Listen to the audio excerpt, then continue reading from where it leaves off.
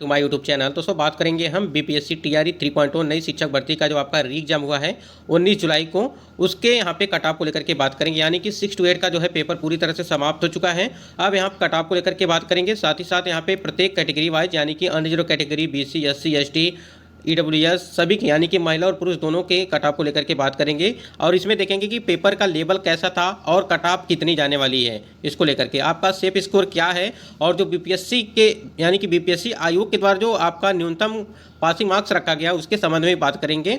और भाषा अर्हता को लेकर के क्या भाषा अर्हता जो है आपका बीपीएससी टीआरई 3.0 री एग्जाम में जुड़ेगा या नहीं जुड़ेगा, जिस प्रकार से टीआरई 2.0 की भर्ती से शून्य कर दिया गया था, तो उसको लेकर के भी बात करेंगे। मेधा सूची किस प्रकार से तैयार की जाएगी वो भी हम इस वीडियो के माध्यम से देने वाले हैं।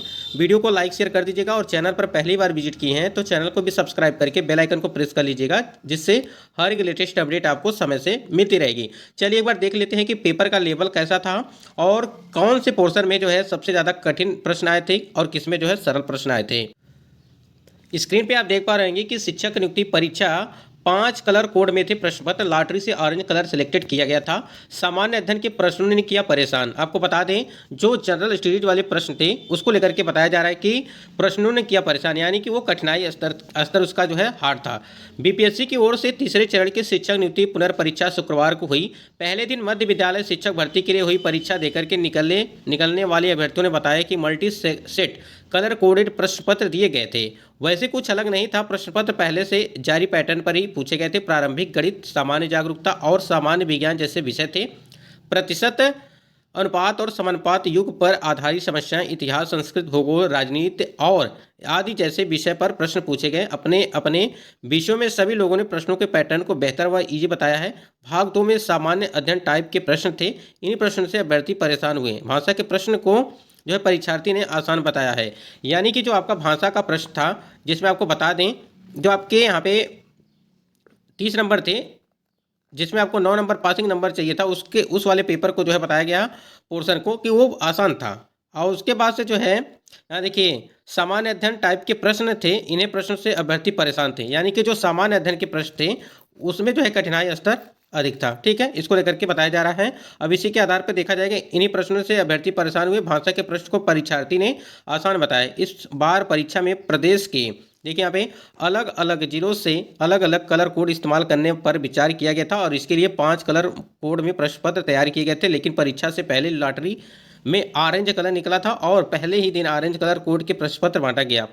यहाँ पे देखिए लेबल अंग्रेजी में जोड़ा गया साहित्य। देखिए कई सारी चीज़ें गड़बड़ी भी हो चुकी हैं। यहाँ पे बताया जा रहा है कि परीक्षा देकर निकली सुनैना सिंह ने बताया कि उन्होंने पुराने तरीके से ही तैयारी की थी, लेकिन इस बार अंग्रेजी साहित्य अलग से जोड़ दिया गया।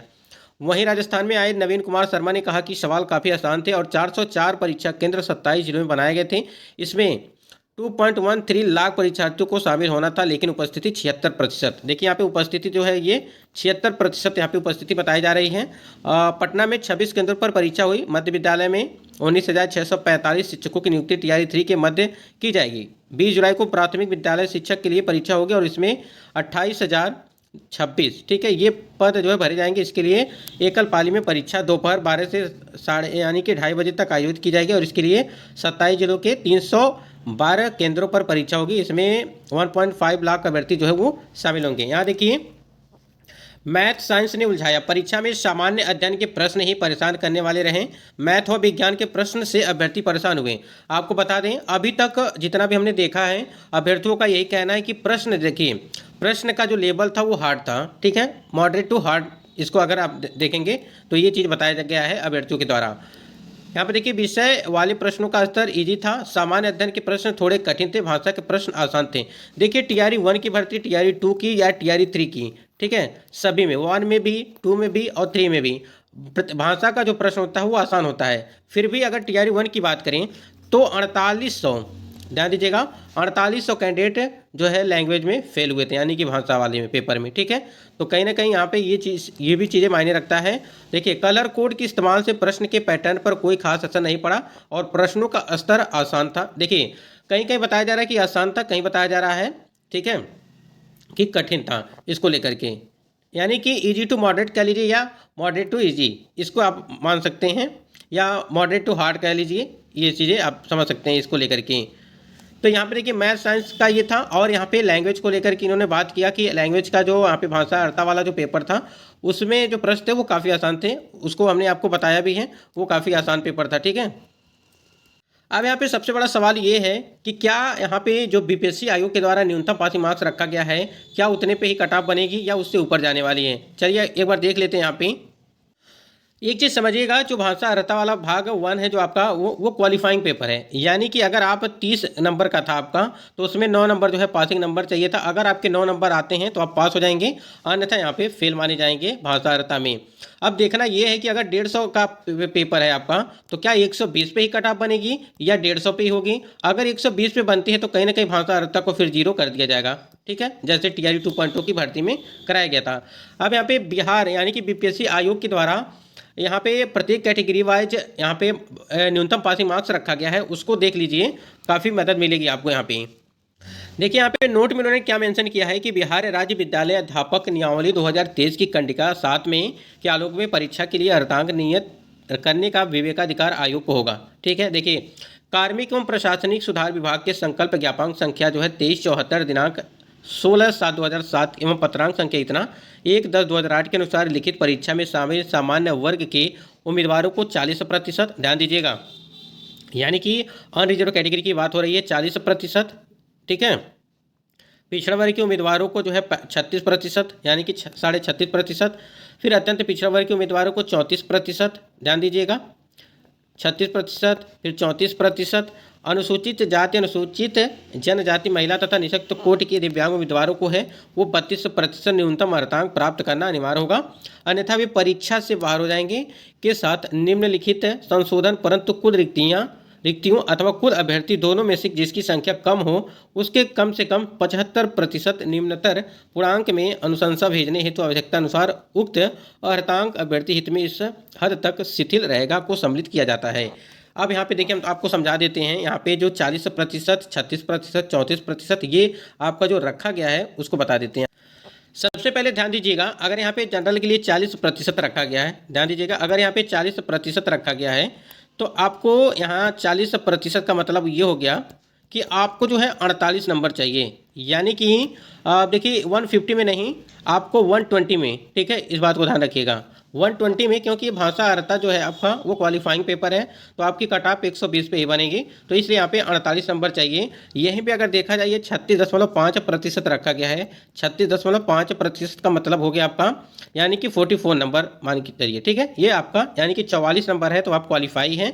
इसी प्रकार से यहाँ पे जो आपका ईबीसी के लिए रखा गया है 34% वाला मामला जो रखा गया है, यानी कि अत्यंत पिछड़ा वर्ग वाला है, वो यहाँ पे 34% का मतलब आपका हो गया यहाँ पे लगभग 41 नंबर। ठीक है, यहाँ पे 41 नंबर है तो क्वालिफाई हैं। वहीं पे SC ST और PW वाले दिव्यांग कोटि की अगर उम्मीदवारों की बात करें तो 32% है आपका। देखिए यहाँ पे 32% है, तो इसका मतलब ये हो गया कि 32 का मतलब हो गया आपका 39 नंबर। ठीक है, यानी कि आप अगर इतना नंबर ला रहे हैं तो आप क्वालिफाई हैं, अन्यथा पहले ही रेस से आप बाहर हो जाएंगे, आपकी गिनती उसमें नहीं की जाएगी। अब सबसे बड़ा सवाल ये है, क्या 150 पे बनेगी कट ऑफ या 120 पे बनेगी। ठीक है, देखिए सबसे पहले तो आपका 30 नंबर क्वालिफाइंग पेपर है, इसमें आपको 9 नंबर लाना जरूरी है, तभी जाकर के आपकी फिर आगे जो है काफ़ी वो OMR सीट की जाँच की जाएगी, यानी कि आपका अगर कट ऑफ बनेगा वो 120 पे बनेगा। ठीक है, हमने 120 के हिसाब से आपको बताया है, यानी कि जनरल के लिए आपका जो है 48 नंबर। ठीक है, और यहाँ पे BC के लिए बात करें अगर तो BC के लिए जो है 43.8%। ठीक है, यहाँ पे नंबर है आपका, यानी कि 44 नंबर इसको मान के चलिए। ठीक है, और यहाँ पे EBC की हमने बात किया है कि 40 नंबर। ठीक है, 40.8, इसका मतलब आप 41 मान के चलिए, यहाँ पे आप क्वालिफाई माने जाएंगे EBC वाले। यहीं पे अगर यहाँ पे SC ST की कैंडिडेट की बात करें तो 38.4 है आपका, टोटल होगा 38.4% यहाँ पे नंबर होगा। ठीक है, लेकिन आप इसको 39 मान के चलेंगे। ठीक है, यहाँ पे सीधे सीधे मान के इसको चलेंगे, यानी कि 39 नंबर आपके हैं तो आप क्वालिफाई हैं, अन्यथा पहले ही रेस से बाहर। तो ये इतना आपका आना चाहिए। अगर ये नंबर आपका नहीं आ रहा है, ठीक है, देखिए आप 120 पे ही कट ऑफ बनेगी आपकी, इस बात को ध्यान रखिएगा। और 120 के हिसाब से ही यहाँ पे निर्धारित किया गया है, हमने जो आपको बताया 48, 44, 40, 41, 38, 39, ये जो बताया हमने नंबर, जिस हिसाब से यहाँ पे परसेंटेज रखा गया है उस हिसाब से हमने आपको बता दिया है। अगर यहाँ पे आपको कोई दिक्कत है इसको लेकर के, तो आप कमेंट सेक्शन में कमेंट करिए। तो यहाँ पे अगर कोई दिक्कत है इसको लेकर के तो आप बताइएगा, ठीक है। अगर यहाँ पे बात करें महिला और पुरुष दोनों के कट ऑफ को लेकर के, देखिए पेपर जहाँ तक अभी हमने देखा है अभ्यर्थियों के द्वारा जो कमेंट्स किए जा रहे हैं कि पेपर का लेवल थोड़ा हार्ड था, यानी कि लेवल था वो मॉडरेट टू हार्ड था, इसको जो है बताया जा रहा है। और बहुत सारे जो है पॉलिटी के जो आपके क्वेश्चन हैं एसएसटी की, अगर बात करें एसएसटी में पॉलिटी वाला पोर्शन, उसमें अभ्यर्थियों का कहना है कि बहुत ही कठिन जो है प्रश्न दिए गए थे। वहीं पे ज्योग्राफी के भी हैं, ज्योग्राफी में कई सारे प्रश्न जो है कठिन हैं, यानी कि लेवल ठीक ठाक था। कट ऑफ जो है ज़्यादा नहीं जाएगी, इस बात को ध्यान रखिएगा, क्योंकि जब पेपर कठिन होता है तो कट ऑफ आपकी डाउन होती है, जब पेपर आसान होता है तो आपकी कट ऑफ भी उससे ज़्यादा मतलब कि हाई जाती है। तो उस हिसाब से पिछली बार क्या कट ऑफ गई थी एसएसटी की, उसको देख ले। देखिए पिछली बार एसएसटी की 6 to 8 की जो बीपीएससी टीआरई 2.0 की आपकी कट ऑफ गई थी, वो गई थी आपकी अनरिजर्व कैटेगरी की जो है 85, ठीक है। ये 85 आपकी कट ऑफ गई थी मेल कैंडिडेट की, और अनरिजर्व कैटेगरी की जो फीमेल कैंडिडेट है 76, ठीक है। यानी कि 9 नंबर का यहाँ पे अंतर देखने को मिला, ठीक है। यहीं पे देखिए पार्ट 3 का जो यहाँ पे है आपका पार्ट 3 यहाँ पे ऐड किया गया है नंबर, ये पार्ट 3 का नंबर है ये, ठीक है। और cut off date of birth के हिसाब से यहाँ पे आपका जारी किया गया था। उसके बाद ईडब्ल्यूएस की देखिए यहाँ पे 80 था, ठीक है। ईडब्ल्यूएस की काफ़ी ज़्यादा कट ऑफ गई थी, एक तरह से देखेंगे ईडब्ल्यूएस फीमेल की अगर बात करें 71, ठीक है। उसके बाद एससी की कट ऑफ मेल की यहाँ पे 71, एससी फीमेल की जो 57। तो या देखिए सबसे ज़्यादा आपकी जो है मेल कैंडिडेट की कट ऑफ जाती है, और सबसे ज़्यादा आपका जो है अनरिजर्व कैटेगरी मेल की जाती है, ठीक है यहाँ पे। वहीं पे अगर देखिए फीमेल यहाँ पे एसटी की बात करें 71 है, एसटी फीमेल के लिए 59, ईबीसी के लिए 78 गया था, और ईबीसी फीमेल के लिए 67, बीसी के लिए 82। देखिए सबसे ज़्यादा आपको अनरिजर्व कैटेगरी और बीसी इसी में दोनों में ज़्यादा फाइट होती है। फीमेल के लिए जो है यहाँ पे बीसी 71 नंबर, ठीक है। यानी कि कट ऑफ आपकी काफ़ी अच्छी मतलब थी उस टाइम पे, यानी कि पेपर आपको पता होगा पेपर का लेवल ठीक ठाक था, वो भी मतलब कि आसान एक तरह से समझा जाए, तभी तो यहाँ पे कट ऑफ आई गई है अगर देखा जाए तो। फिर वैसे भी फर्जी तरह से कैंडिडेट पकड़े भी गए थे, जो चयनित हुए हैं उनके हिसाब से आप समझ सकते हैं, सेटिंग वोटिंग वाले भी रहे होंगे उसमें।